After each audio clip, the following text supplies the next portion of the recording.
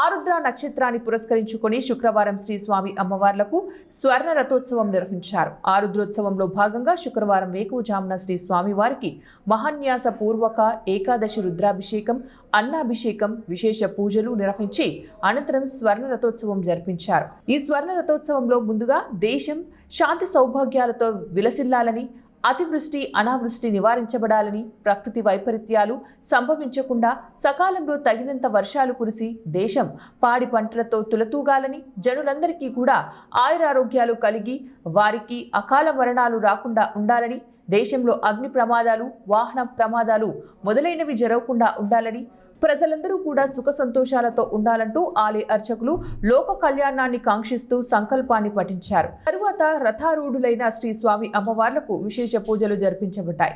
అనంతరం భక్తుల శివనామస్మరణతో వేద మంత్రాల నడుమ ఉదయం 7:30 ఈ స్వర్ణ రథోత్సవం ప్రారంభమైంది.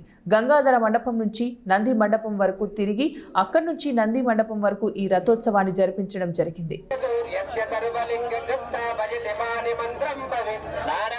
పరిమళ పత్ర